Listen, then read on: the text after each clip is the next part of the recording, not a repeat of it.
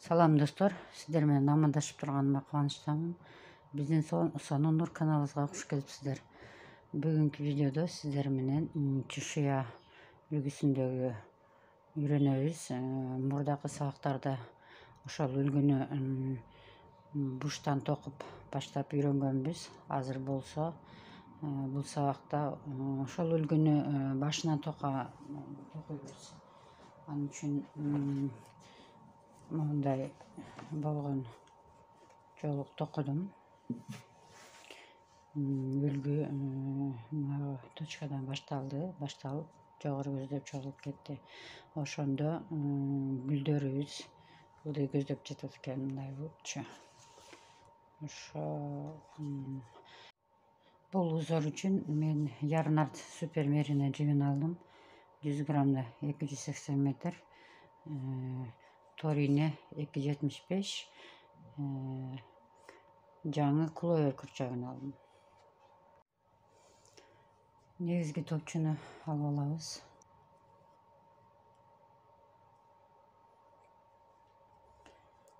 Алты аба илмегин алабыз.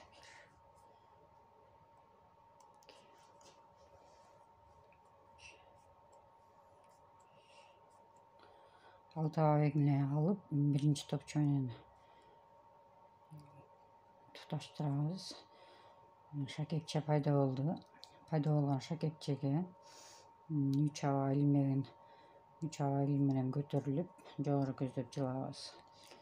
1, 2, 3 аба илмеги, столбик, бир накит менен столбик, ортосунда бир аба илмеги, бир накит менен столбик, дагы бир накит менен столбик, 3 аба илмеги,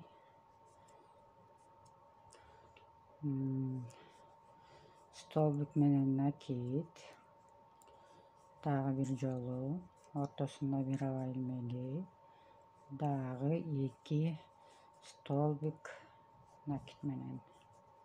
Биринчи катарыбыз бүттү. 3 аба илмеги менен жогору көтөрүлөбүз. Экинчи катар,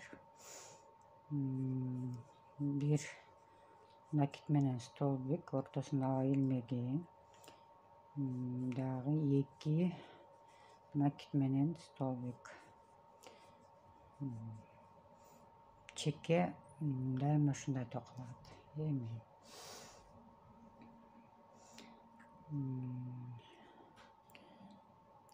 Берге бир столбик менен накит алабыз. 3 аба илмеги, ошол эле жерге столбик менен накит алабыз. Бул бизде мындай неме пайда болот. Арка деп коебуз. Эми 2 столбик накит менен алабыз. Ортосунда бир аба илмеги бар, дагы 2 накит менен столбик алабыз. 4 алдык, ортосунда бир аба илмеги бар. Эми дагы арка токуйбуз. 1, 2, 3 ошол эле жерге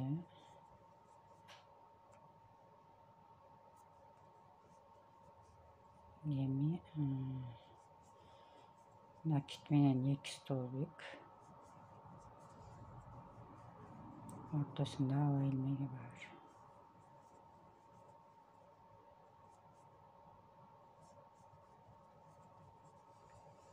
Экинчи катарыбыз бүттү.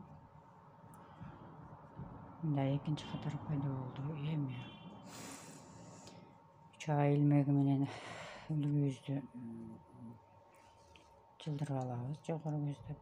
Бул жерге накит менен столбик, ортосунда аба илмеги, 2 накит менен столбик. Бул чекке ушу дайыма кайталана берет. Чекке кайталана берет. Эми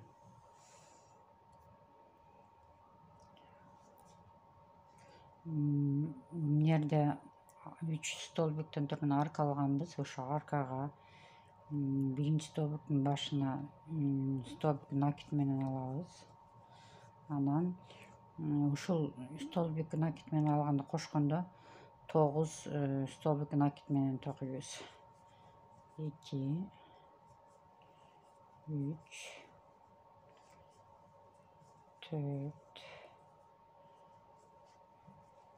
5 6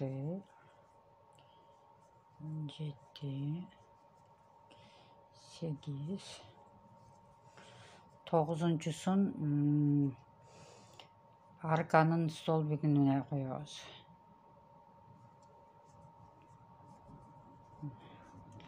9 болду. Эми беринде 2 столбик накид менен алабыз. Полоска болот да, жогору көздөгөн полоска, ортосунда бир аба илмек бар.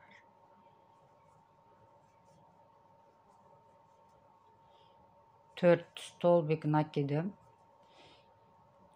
2 столбик накид менен ортосунда аба илмеги бар. 2 столбик накид менен мындай полоска болот. Эки чеке орто ногу кайталанып кете берет. Эми аркага bir столбик накид менен алдык. 1, эми 9ду кылабыз. 2 3 4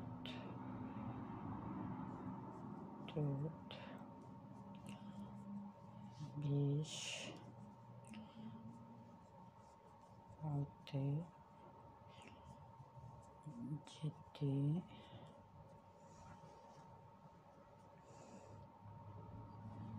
7 8 9-чу илмекти өткөнкү арканын бутуна илип коебуз да. Ошондо тегиз болот. Эми накид менен столбик, дагы накид менен столбик, ортосунда бир аба илмеги бар. Дагы 2 накид менен столбик.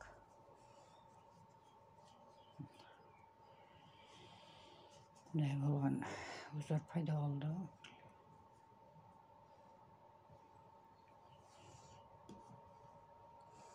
Үч аба илмеги менен көтөрүлөбүз. Дагы эки чекени токуйбуз.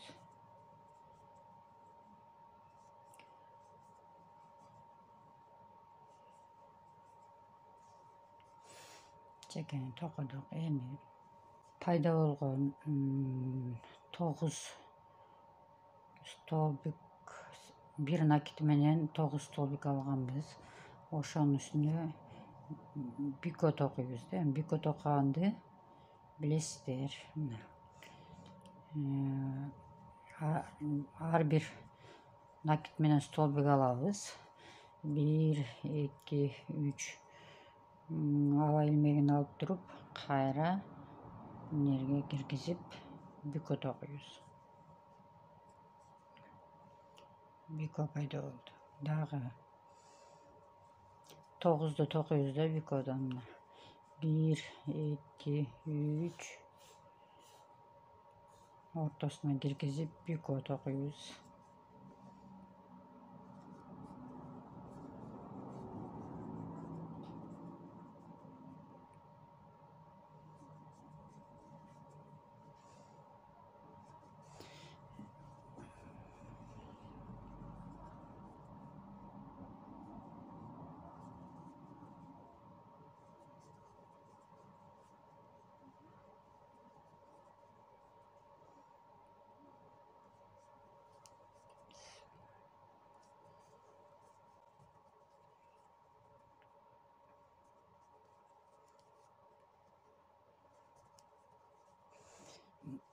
Өткөн сабактардагы чушуя үлгүсүнүн эле өзү бир аз эле айырмачылык бар, бирок ал мындай өтө деле ойнобойт. Гүлүбүз teskерисинен эмес оңунан түшөт экен да ушундай токганыбыздачы. Биз башынан баштадык да, жоолуктун жогору жагынан баштадык, ылдый жагынан эмес, жогору жагынан баштадык. Мынакей бүйкө токудук. 1, 2, 3, 4, 5, 6, 7, 8, 9. 9-нчуну токудук. Эми ортодогу кеткен линия деп коет. Ортоңку линияны 2 накит менен столбик, ортосунда аба илмеги бар. 2 накит менен столбик. Бир жагын токуп бүттүк. Экинчи жагы куду ушундай эле болот. Аны өзүңөр токуй берсиңер. Токудук. 1 бүйкө, 2 экинчи,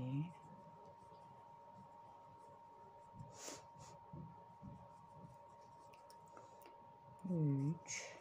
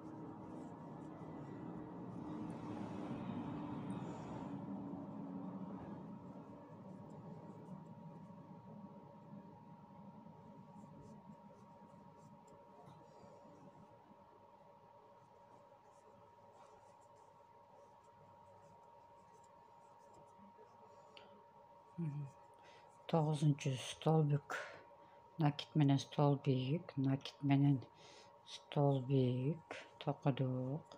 Анан үстүнө бүйкө токуйбуз. 1, 2, 3. Мурдагыдай эле.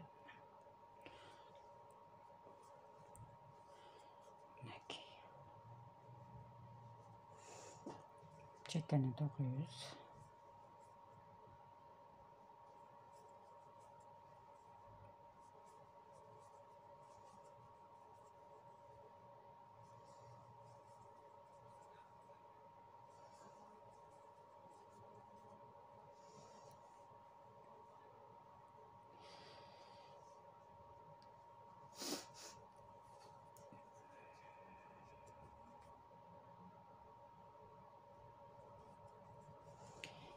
Үлгүзү кайра буруп алдык. Мындай болгон пайда болду. Эми чекени токуйбуз.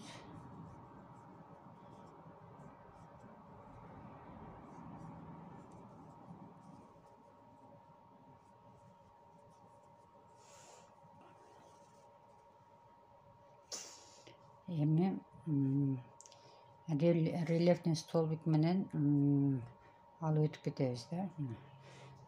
Рельефный столбик токуш үчүн эстесеңиздер, күрчөккө жипти илип алабыз, накит. Аркасынан биринчи столбикти алып чыгабыз.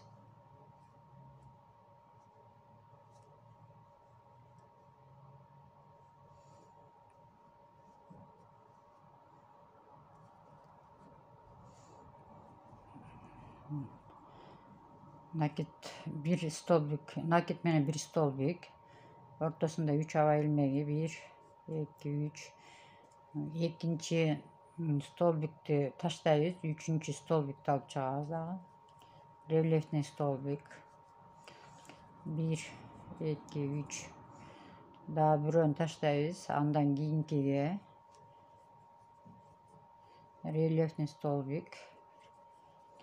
Дагы бирөөнү таштайбыз. Рельефный столбик. Аркасынан көрөбүз. 1, 2, 3. Эми эң акыркы рельефный столбикти коебуз.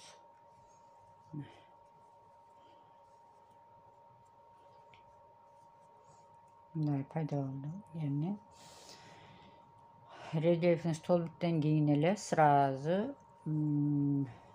накит менен столбик. Ортосунда бир аба илмеги бар.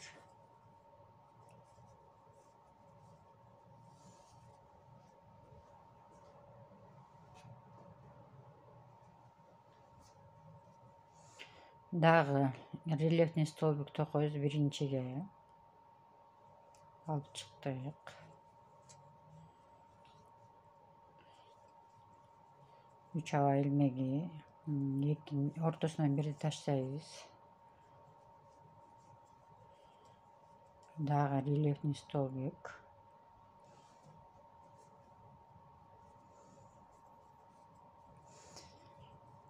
Үч аба илмеги, дагы бир рельефный столбик. 1, 2, 3. Ортосунан бирди таштап, дагы бир рельефный столбик. Рельефный столбик бүткөндөн кийин эч нерсенин кереги жок, сразу эле накид менен столбик токуйбуз. Ортосуна бир аба чекен токуйбуз да, кыскасы.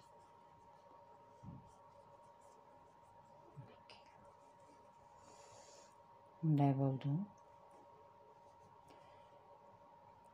Эми 3 аба илмек менен эле көтөрүп алабыз.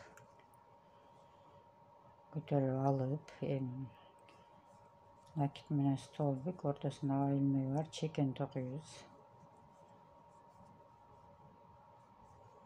Чекени токудук. Токугандан кийин эми жаңы гүл баштайбыз. Анын үчүн бизге биринчи рельефный столбик, өткөн катардагы биринчи рельефный столбикке накид менен столбик алып, ортосуна 3 аба илмегин коюп, арка токуйбуз. Түшүндүңүздөрбү? Арка, экинчи катар башталып атат. Эч нерсенин кереги жок. Полустолбик менен жабабыз. 3 аба илмеги. Дагы полустолбик менен жабабыз. Аркаларды 2, 3 полустолбик. 1, 2, 3 полустолбик менен жаптык.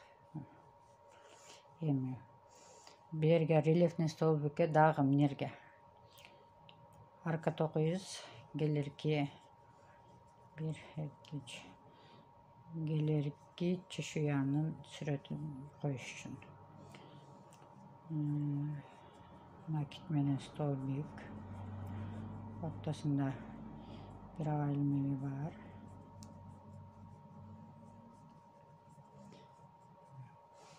Дагы өзү эле көрүнүп турат. Накид алдык. Рельефный столбик эмнерде? Рельефный столбик ошого арка токуйбуз. 1, 2, 3 аба илмеги бар, арка.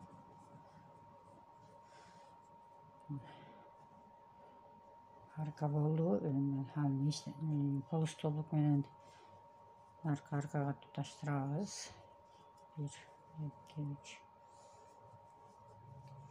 1, 2, 3.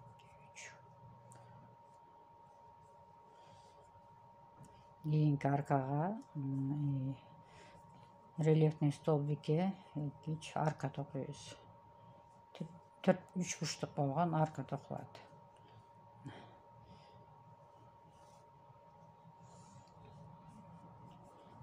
1, 2, 4.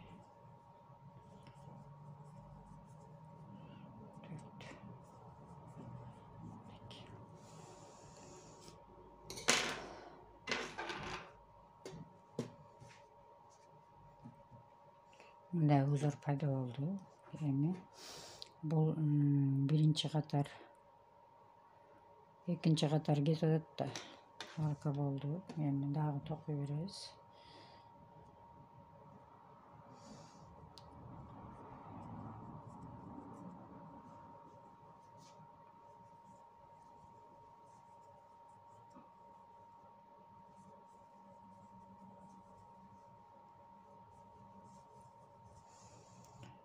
Чекени токудук. 3 бурчтукка 9 накид менен столбик токуйбуз да. Экинчи катар кетип атат. Жаңы гүл пайда болот. 1, 2, 3, 4, 5, 6, 7, 8, 9'uncusun 3 burçluktun butuna koyup koyuyoruz ama nereye koyuyoruz? 9. Yemeğim polistol bükmenen cevabız. 1, 2, 3 arkanda cevabız. Giyinkiye daha şunday takıyoruz. 1, 2, 3, 4, 5, 6, 7, 8 ve butuna koyuyoruz 9. Belki işine sen direkt yok. Arka gitti. Linye gitti tam da linye. Ana nakit menen stol büyük. Ortasına hava ilmeği var. Al. Çoluğuz bütküçe getiriyor. Daha tokup katarızın başına gelende gütüm tokuyuyorsunuzlar.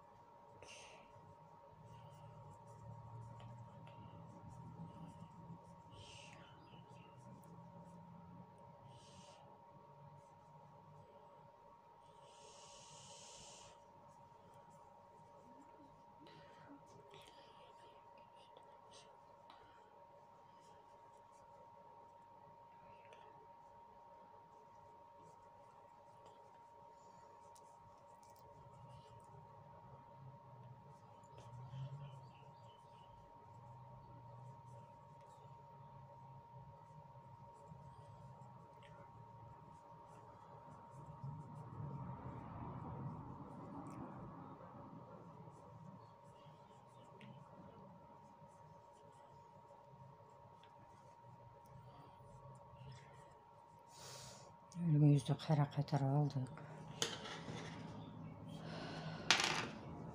Bundan da bu ülgü fayda oldu. Bir yerden 4 gül fayda oldu. Daha tokuyoruz.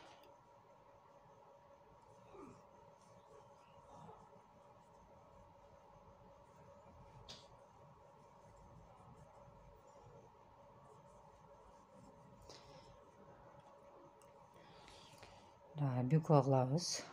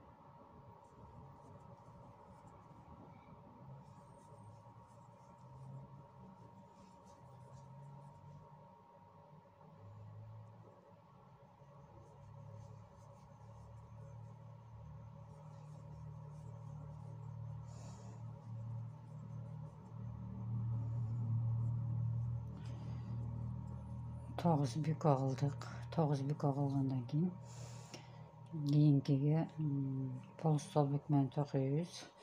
1, 2, 3 hava ilmiyor. Daha polustol bükmeni tokup buyakka daha büke tokuyoruz.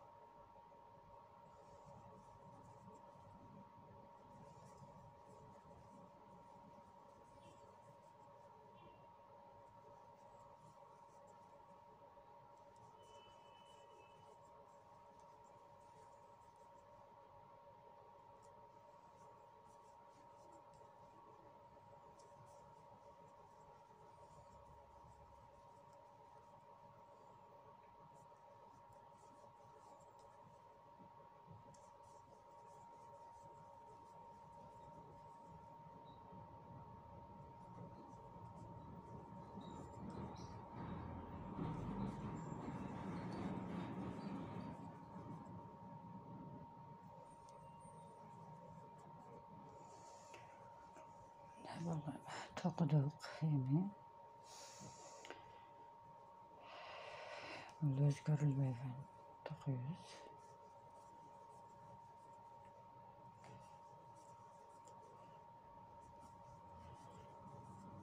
Karama karşı cağı toçuna uşundayla buladı. Yağında tokuyoruz.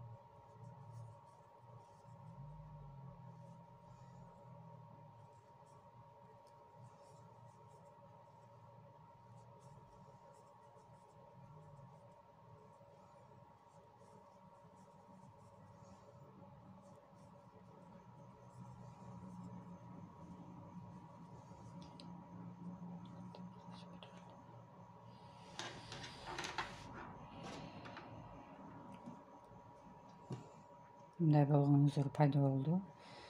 Кайра эле ушул узорду рельефтин столбик менен токуп кетебиз. Эгерде мынерде бир арка калып калып атат, муну аркасынан алып кое беребиз. Ошондо как рельефтин столбик болуп токулуп кете берет да.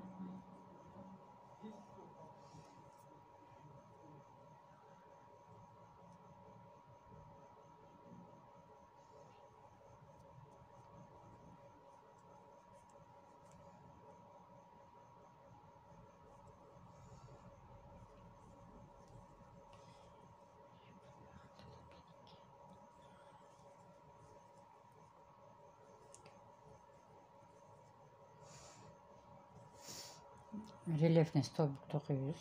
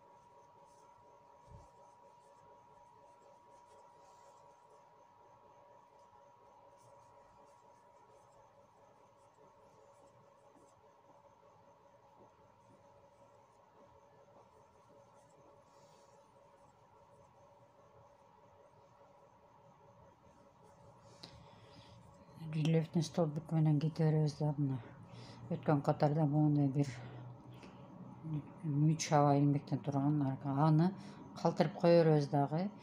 Келирки биконун столбигин алып кете беребиз. Түшүндүңөрбү мына? Ошондо мындай болуп калат.